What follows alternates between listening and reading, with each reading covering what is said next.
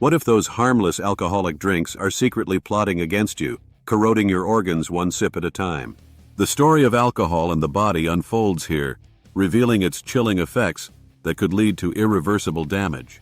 Today on Good Cup of Health, we'll look at alcohol and its effects on your liver, brain, and kidneys. We'll spotlight how alcohol affects the body beyond the hangover. But before we get into how alcohol affects the body over time, let's look at what happens when you take that first sip. As soon as you swallow it, the alcohol gets absorbed. From that very first sip, a small amount enters the body through the lining of your mouth and esophagus. It makes its way down into your stomach, where some of it is absorbed. And lastly, the remaining, which is most of it, makes its way to your small intestine, where it quickly enters the bloodstream. If you had no food before drinking, you may feel the effects of alcohol entering your bloodstream within minutes if your tolerance is low. Did you know that alcohol spreads all over your body? Due to its small compounds, it's distributed in water and travels throughout many parts of the body, which is why it becomes dangerous when consumed in excess. Experts state that most tissues, like the heart, brain, and muscles, are, quote, exposed to the same concentration of alcohol as the blood, except for the liver, where it's actually exposed to higher concentrations. Your body can't store alcohol like fat or sugar, and because it can't be stored, it has to be burned off as soon as possible. This is when the liver comes in. How alcohol affects your liver. When you drink alcohol, your liver immediately begins converting the harmful substance in alcohol called ethanol to another substance called acetaldehyde. Even though ethanol gets broken down to acetaldehyde, the acetaldehyde is also considered toxic to the body. It inflames liver cells and damages the proteins, DNA, and fats in the liver. And because it's reactive, its unstable molecules act like rust on our cells, oxidizing and killing them.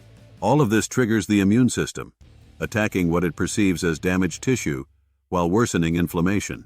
In the liver, enzymes like alcohol dehydrogenase, aldehyde dehydrogenase, and CYP2E1 process alcohol.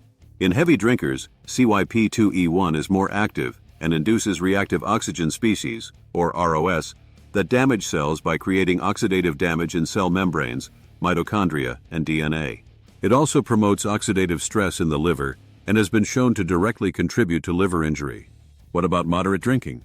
Researchers caution that even with the CDC's drinking guideline of 2 drinks for men and 1 for women daily, the liver and body still may not be safe. Responsibilities like filtering toxins, creating bile for digestion, making proteins, and storing glucose for energy are disrupted. Eventually, all of this takes a toll on the liver. If unchecked, liver damage will occur in 3 stages. The first stage, fatty liver, or alcoholic steatosis, is generally reversible once alcohol consumption is stopped. With fatty liver, there are usually no symptoms, which means it quietly progresses. During this stage, fat, in the form of triglycerides, accumulates in liver cells. After a while, the liver gets bigger with lots of fat around it, typically with a greasy look to it that you can see on image scans or during surgery. Why does this happen? It happens because alcohol metabolism shifts the liver's processes toward creating and storing fat instead of removing it. Also, removing fat and fat burning are put on hold. If you're trying to lose weight and have been struggling, as entertainer Jamie Foxx once said, blame it on the alcohol. You may want to check out my video on how alcohol stops you from losing weight, where I go into further detail. Now we are moving on to stage 2. If drinking in excess continues, most people will progress from fatty liver to alcoholic hepatitis. Hepatitis means an inflamed liver. We're now at the stage where the liver is inflamed with more injury to it. According to many experts, including those from MayoClinic.com, symptoms can vary from mild to life-threatening, and some include loss of appetite, fatigue, nausea, abdominal pain on the right side, jaundice, yellowing of the skin and eyes, fever, dark urine, and pale stools. If alcoholic hepatitis is in a mild status, it can improve with abstaining from alcohol, but the more severe cases can result in death. And lastly, we move on to stage 3, the most advanced stage, which is cirrhosis, which basically means permanent scarring. Cirrhosis is from long-term inflammation, with repeated cycles of injury that lead to cell death. Also, healthy liver tissue gets replaced with widespread scar tissue, or, as experts would say, fibrosis. The once soft, smooth liver is now a shadow of its former self, a hard, lumpy organ that can barely function. Once fibrosis and cirrhosis are set in, the liver struggles to function and can't even handle basic responsibilities. The risk of liver cancer is much higher. In early stages of fibrosis and cirrhosis, The liver may survive, and that's a big maybe, and retain a bit of function, but only with complete abstinence from alcohol and a super healthy liver-friendly diet. Now on to the next organ. How alcohol affects your brain. The brain is very sensitive to alcohol. Just a few drinks can change how it functions. Remember when I said how alcohol gets distributed throughout the whole body? Well, the brain is no exception. As a matter of fact, when alcohol reaches the brain, it acts as a neurotoxin, which is poisonous to the brain cells. It slows down the rate at which brain cells communicate with each other. Neurotransmitters are chemical messengers that send messages between neurons, and they are impacted by alcohol. You may notice this with slurred speech while intoxicated. These effects can be seen when a person is intoxicated. Their speech is slurred, they can't walk or coordinate their hands correctly, and they often have difficulty talking coherently. In the short term, alcohol does two things simultaneously. It calms you down and helps you relax by increasing a brain neurotransmitter called GABA, and slows down brain activity by inhibiting another brain neurotransmitter called glutamate. But if you keep drinking alcohol, over time you build up a tolerance and will need more just to get the same effects. Glutamate, which is also responsible for cognitive brain functions like learning, memory, and mood regulation, is impacted. With heavy alcohol use, your ability to memorize, learn, and regulate your moods is compromised, which can lead to increased moodiness and irritability. Over time, heavy drinking can cause many problems for the brain. Let's look at some of those problems. Alcohol can shrink brain size. While brain size tends to shrink gradually as we age, heavy alcohol use can speed that up. In brain scans of heavy drinkers, they often show a significant loss of brain size or volume, which has an impact on thinking, learning, and planning. Also, images of heavy drinkers showed lower levels of white and gray matter in the brain. White matter in the brain connects different brain regions, and gray matter helps us think. A study conducted by the University of Pennsylvania observed that even light to moderate alcohol drinking was linked to reduced overall brain volume. People who went from 1 drink a day to 2 drinks a day increased the risk of their brain shrinking. Heavy alcohol use can increase the amount of beta-amyloid plaques in the brain, and it may impact the brain's natural ability to clear away amyloid beta plaques. Beta-amyloid plaques are considered significant contributors to Alzheimer's disease. What exactly are beta-amyloid plaques, though? They are described as abnormal proteins that accumulate to form plaques and tend to settle mostly around the gray matter of the brain. Their buildup is heavily linked to declining cognitive function. Think of beta-amyloid plaques like the plaque that forms around your teeth if you don't brush and floss regularly. That plaque can lead to oral health problems and even cardiovascular disease. Beta-amyloid plaque works almost the same way, but in the brain. Experts caution that alcohol abuse is a major factor in dementia. Research from Alzheimer's Research UK revealed that excessive alcohol drinking can increase Alzheimer's risk significantly. The relationship between alcohol and Alzheimer's risk is mixed. Some studies showed that small to moderate amounts of alcohol did not increase the risk of Alzheimer's. However, seeing as how science is always evolving, now there's new evidence to suggest moderate consumption of alcohol could increase Alzheimer's risk. In a groundbreaking study with mice, published in 2023 in Neurobiology of Disease, researchers learned that even moderate alcohol drinking may speed up the progression of Alzheimer's disease. In the study, researchers learned that moderate alcohol consumption may facilitate more production of smaller amounts of amyloid plaques in 2 parts of the brain, hippocampus and cortex, key areas affected by Alzheimer's. However, human studies will be needed before definitive conclusions can be made between moderate alcohol consumption and production of beta amyloids. Alcohol-related dementia may develop in some people who have drunk alcohol heavily for years, where they experience confusion, memory loss, and poor judgment.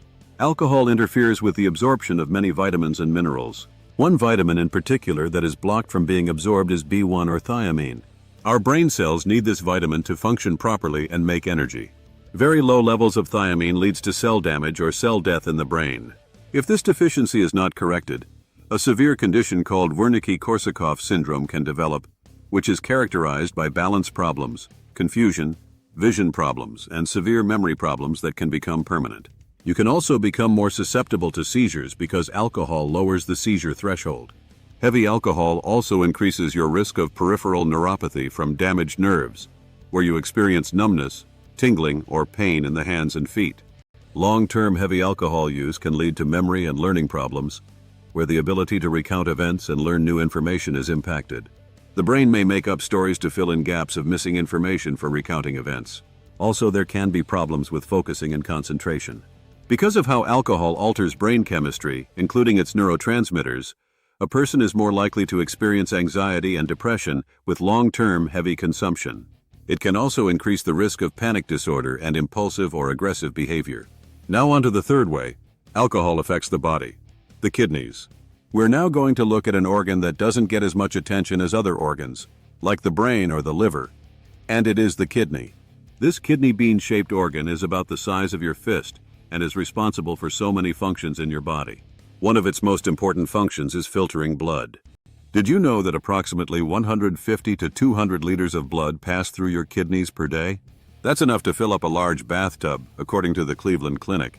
And the National Kidney Foundation states our kidneys remove up to 2 liters of urine that contains toxins, waste, and water on a daily basis.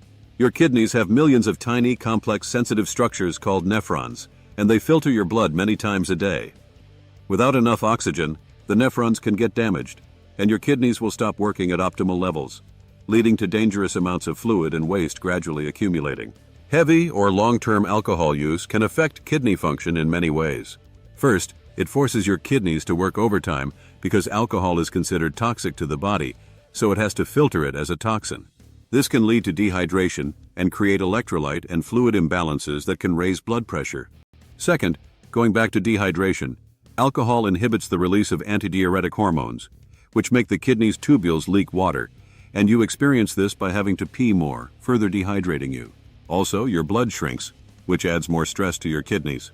This dehydration interferes with waste filtration, so your kidneys can't filter out waste like they need to. Oxidative stress and inflammation in the kidney tissues also increase with alcohol consumption. Also, the filtering membranes thicken up and kidney cells enlarge. Alcohol also disrupts the kidney's ability to balance sodium and potassium levels. Research from the American Heart Association shows that even one drink, 12 grams or less, can raise systolic blood pressure by 1.25 millimeters of mercury, or mmHg. And while this might not seem like a lot, if you compound this over time, it adds up and could damage the tiny kidney vessels over time. If a person binge drinks, which is having 5 or more drinks at once, the kidneys can experience acute kidney injury due to the high amount of toxins flooding into them in such a short period. Because the kidneys must now work in overdrive to filter the alcohol, dehydration and fluid imbalance are worsened. In severe cases, dialysis is needed to support the kidneys as they filter the alcohol. Research shows that with heavy binges, overload occurs to the point where the kidneys could stop functioning temporarily. The study noted that toxins built up so fast that it disrupted the fluid balancing, and while it was reversible, it increased the risk of long-term kidney issues. With heavy drinking, the kidneys hold less water, which reduces filtration and causes cell damage. Heavy drinking, which is described as 3 or more drinks a day, or 7 or more per week for women, or 4 or more drinks a day, or 14 or more per week for men, can double the risk of chronic kidney disease by causing structural changes like enlarged cells, thicker filters, and poorer waste removal. It also increases blood pressure, scars the kidneys, furthering the progression of chronic kidney disease. In liver patients, drinking alcohol worsens kidney function due to poor hormone control and the kidney's failing ability to balance acid-base. Balancing the acid-base ratio is the precise regulation of the acidity and alkalinity of fluids in the body. Quitting may reverse some initial harm, but chronic kidney disease or CKD often continues. So there we have it. These are some of the ways alcohol affects the body.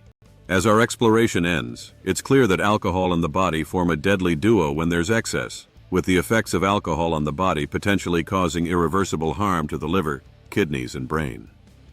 By understanding how excess alcohol affects the body, you hold the power to change your story. Let's amplify this message. Like this video, if it hits home, and share it far and wide to inspire a wave of positive change and protect those you care about from alcohol's potential negative effects.